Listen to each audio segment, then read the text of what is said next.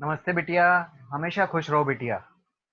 Online digital lectures की series में जो लेक्चर्स हम लगातार ले रहे हैं, उसी क्रम में आज एक नया लेक्चर, एक नया टॉपिक मैं लेने जा रहा हूं। That is anamnesis 1. This anamnesis part 1 will be taken today, and before starting the lecture I will like to say that we are proud to be a part of the best women's university in India, that is JVWU Jaipur. And I welcome you all in repertory class on digital version 2.0 at JVWU platform as per schedule provided by the university, which is having the best homeopathy college in Jaipur. Hope the lecture will satisfy your quest for knowledge. Please listen carefully and drop your queries in the comment box, which I will answer in the problem solving session. Now let us start with the lecture. In section 5 of Organon of Medicine, Hahnemann clearly states, in respect to chronic disease, how to draw an anamnesis. He says that we should allow the patient to tell his ailments. We should make ourselves internally clear and without any prejudice, like a blank paper, and take his condition as narrated.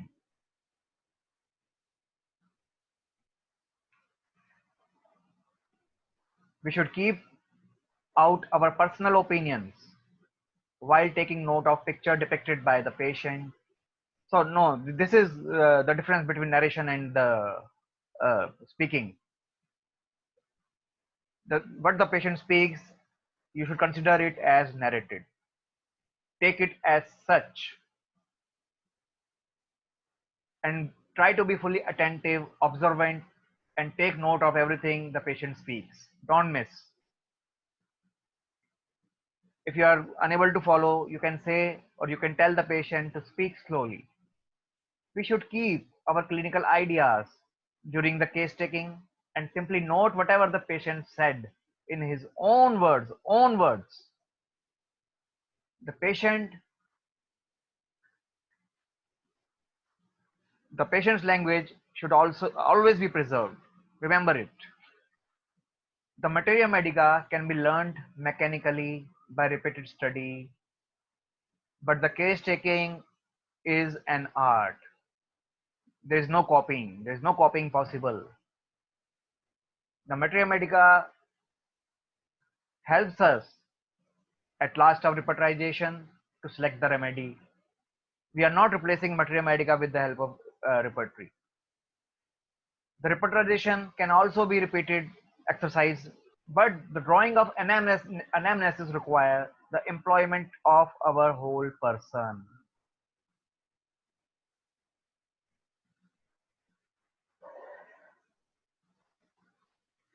See, we can do repertorization again and again, but we will reach at the same result unless we go deep into the antecedent cause, into the anamnesis. And for getting the anamnesis, we have to go into the whole person. Our case taking should be a broader or holistic one. We should be able to dig the past history of the patient, that is anamnesis, and that will dig out the antecedent cause, that is the origin of sora. And after knowing that only, we can be able to cure. So this case taking is an art. Bringing out anamnesis is an art. While although the most difficult of all, it has to be indeed learned. इसे सीखना ही होगा आपको if you want to cure the patient, if you want to be a good doctor.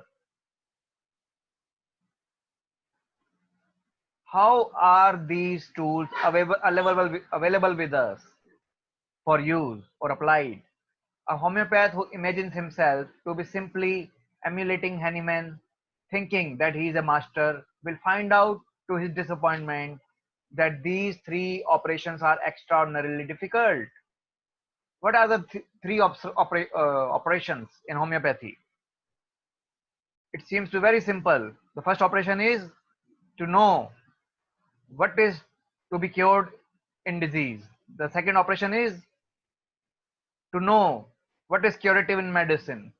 And the third operation is how to apply the curative knowledge of medicine in a case of disease to make a cure.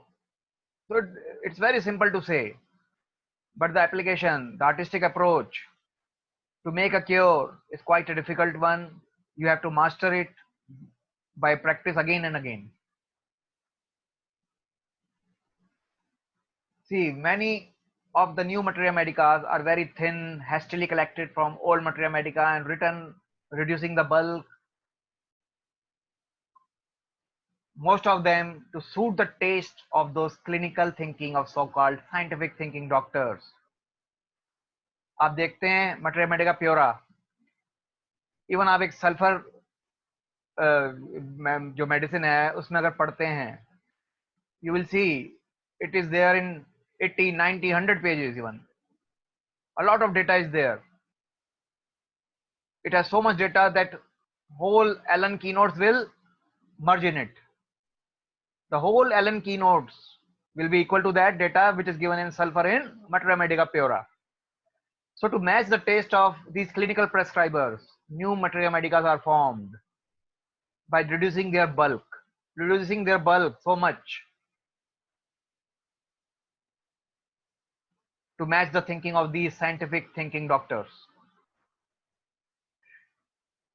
Therefore, repertory becomes very important tool because the materia medica have become artificial. They make us prejudice. Even before reading the materia medica, you are prejudiced because you are selecting such materia medica which are less in bulk. They are formed with a prejudiced thinking. The repertorization is explained as a simple method, of course, by people who have never learnt it, and the art of interrogation as being insignificant. If a homeopath works with improper tools, he would only be bungling out. रिपोर्टराइजेशन एक बहुत ही मामूली सी चीज है, mathematical calculation है, ऐसा कुछ लोग बताएंगे आपको जो उसके बारे में रियली जानते नहीं है.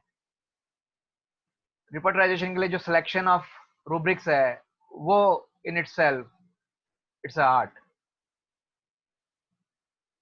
This art of interrogation to reach those rubrics is so cumbersome that it requires recurrent practice.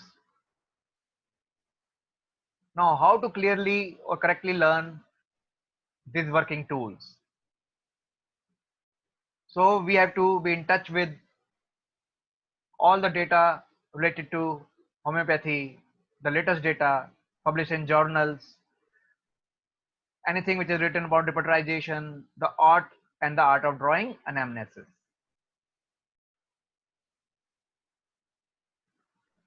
Of course, much good has been written by our classical master Hahnemann.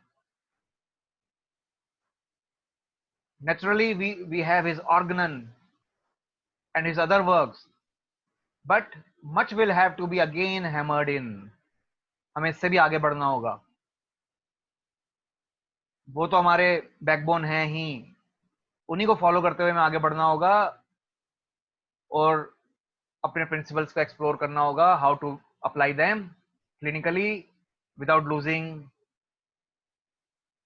our sole objective, that is to cure. Hahnemann is the master and his directions are authoritative for us. He would have his views and not interpretations of his views. So we should take the views of Hahnemann as such, not their interpretations, because they may deviate. We should accept the concept of vital force, dynamism, spirit-like action as conceived by Hahnemann. For those who think critically, the question that naturally arises, is Hahnemann really sufficiently modern? Are not his teachings, his assertions outdated? Entirely opposite in the case, we can say that the life sciences are moving in the direction which Hahnemann intuitively indicated about 200 years ago. Let us now look up what Hahnemann has to say about the homeopathic individual examination. He writes about this in Organon 6th edition in amazingly as much as 23 aphorisms. In aphorism 104, he says, when the totality of symptoms which particularly define and distinguish the case of any disease, or in other words, the picture of any kind of disease, is accurately drawn, then the most difficult task is already accomplished. Mark these words, not just the symptoms, but symptoms that principally determine and distinguish the disease case. Not only the symptoms, but the symptoms that principally determine and distinguish the case of disease. सिर्फ mathematically symptoms ही नहीं पकड़ने हैं हमें, या सिर्फ symptoms ही register नहीं करने, symptoms को उस तर्ज पे रजिस्टर करना है कि वो उसको सेम डिजीज के सफरर से डिस्टिंग्विश कर दे कि उसमें डिफरेंट क्या है, उसकी इंडिविजुअलिटी सामने ले आए.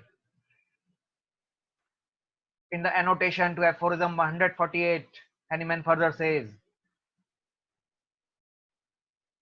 but this laborious, sometimes very laborious pursuit of remedy, most suitable homeopathically in all respects in given disease condition, is a business which demands study of the sources themselves as well as a greater amount of circumspection and serious reflection. केवल study नहीं, केवल study से काम नहीं चलेगा, उसको मनन में लेना होगा अपने अंदर, उसको अपने रिफ्लेक्शन में लाना होगा, अपनी सोच में लाना होगा, उसकी छाप आपके अंदर होनी चाहिए, तभी आप उसको अप्लाई कर पाएंगे.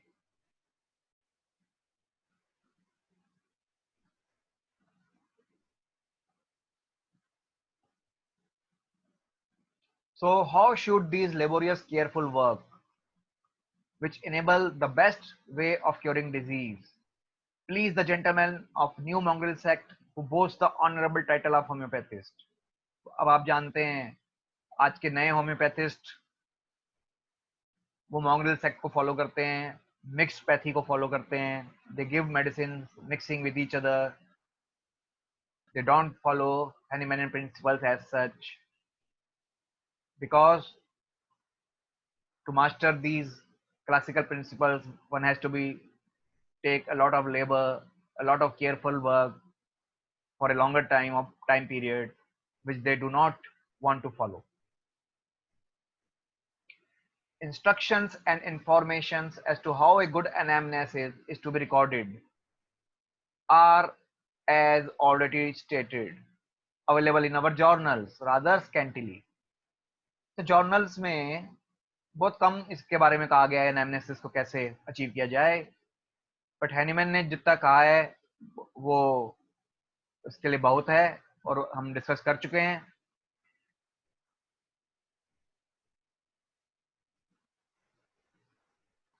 Hahnemann has called it a laborious business and has given much less value. The importance of it is undervalued and many colleagues have, generally speaking.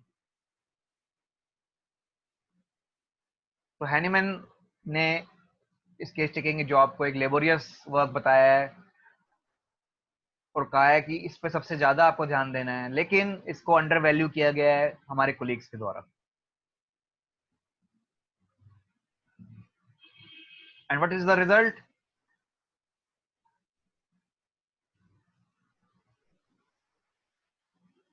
The result is the complex homeopathy, organopathy, polypharmacy. If we are not following this principle, what we are going to do? We are mixing various remedies, we are doing polypharmacies, we are doing organopathy, prescribing on the symptoms of a single part. This is what we are doing. And what is the danger? The only danger is that one remains in this stage and we would like to ask, what is this homeopathy, which is nothing more than just a complementary, rather a caricature to the mainstream medicine. And such person will not be able to distinguish homeopathy from the mainstream medicine, which is doing the same. The question asked is whether one have the time to make the anamnesis during the busy practice for the totality of symptoms, to classify the symptoms, to look for the characteristics. This is a problem that we all face actually. But does it least alter the principle? Never. देखिए principles हमारे fixed हैं और बहुत ही महान तरीके से established हैं, वो अपनी जगह से कभी नहीं हटेंगे, क्योंकि आज के होम्योपैथ्स, आज के प्रैक्टिशनर्स के पास टाइम नहीं है कि गहराई में पेशेंट से उसकी हिस्ट्री के बारे में पूछें, तो वो एनामनेसिस नहीं कर पा रहे हैं, इसलिए वो एंटीसीडेंट कॉज या सोरा तक नहीं पहुंच पाते हैं, इसलिए क्योर पॉसिबल नहीं हो पा रहा है। लेकिन हमारे प्रिंसिपल्स आज भी वहीं अडिग हैं। Now, what have we learned from such failures? We have learned how we should not do. तो हमें अपने इन फेलियर से सीखना होगा और अपनी डॉक्ट्राइन्स को अच्छे से फॉलो करना होगा।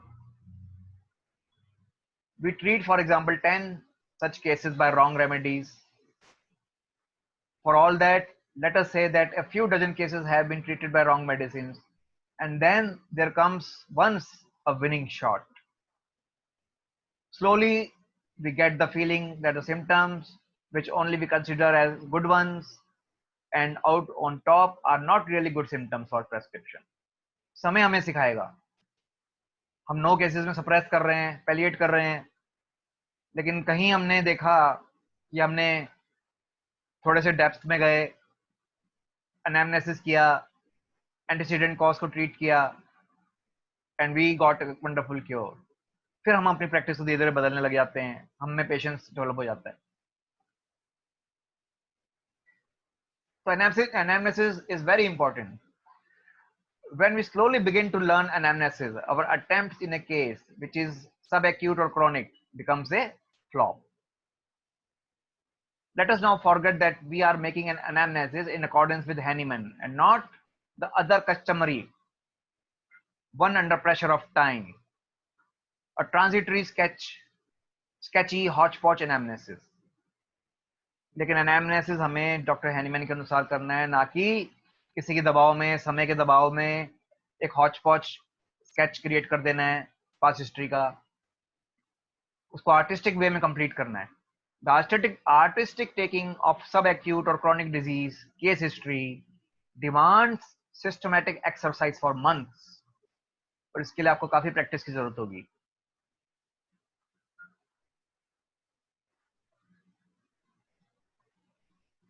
A striking result obtained with a well-chosen medicine given in high potency is an experience for us. जब हम अच्छे से एनामनेसिस करते हैं, डेप्थ में जाते हैं, तो उतनी डेप्थ में हम दवा दे पाते हैं, उतनी हाई पोटेंसी हम दे पाते हैं कॉन्फिडेंस के साथ, और जो हम उससे रिजल्ट ऑब्टेन करते हैं वो बहुत मिरेकुलस होता है।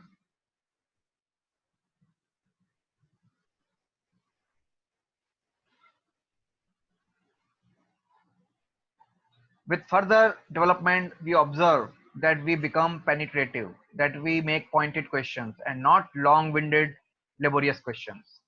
धीरे धीरे हम इतने प्रैक्टिस्ड हो जाते हैं कि हम समझ पाते हैं कि अब हमारे केस टेकिंग में धार आ गई है, जो हम क्वेश्चंस पूछ रहे हैं वो बहुत ही पॉइंटेड हैं, और वो पेशेंट को खोद के एनामनेसिस ला पा रहे हैं, और हम तुरंत कम से कम क्वेश्चनिंग में, कम से कम लेबर में पेशेंट को क्योर कर पा रहे हैं।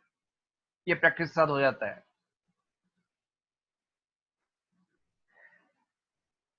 We perceive the difference between spontaneous and clear reply to a question and a vague answer. We learn from the success and failures whether, for example, the cause of the disease, an important symptom, has been evaluated as too high or too low in a case, or how, while a time modality was decisive in one case and in another it was the thermic modality, and so on. तो ये सब हम experience से जान पाएंगे कि हम कितना गहराई से पेशेंट को जान पाए, कहाँ हमें मोडालिटी डिसाइसिव वे में मिली, या कहीं कहाँ हमें सेंसेशन, कहाँ हमें लोकेशन बहुत ही डिसाइसिव वे में मिली, और एनामनेसिस ने कैसे हमें फाइनल डिसीजन लेने में हेल्प की. We can proceed slowly and during the consultation hours work properly with an acute case. By and by we can venture into subacute and chronic cases. तो हमें शुरुआत करनी होगी acute से, धीरे धीरे subacute और chronic पे आना होगा, anamnesis को apply करना होगा, and soon it will become a routine, and then we can celebrate each day. धीरे धीरे ये हमारे रूटीन में आ जाएगा और हर डे हमारा एक सेलिब्रेशन होगा, हर डे हम खूब सारे क्योर्स करेंगे. This homeopathy can be learned. Every one of us can learn it. And to that end, we must follow the right path. And this right path has been shown by us, by Dr. Hahnemann and his disciples. So this is all in today's lecture on anamnesis. So at the end of this lecture, I'm going to give you a subjective question. And the question is, what is anamnesis? How to collect data regarding anamnesis from the patient? Anamnesis क्या है, उससे regarding जो data है उसको patient से हम कैसे collect करेंगे? This is the question of the day. So see you in the next lecture with anamnesis part 2. Till then, goodbye.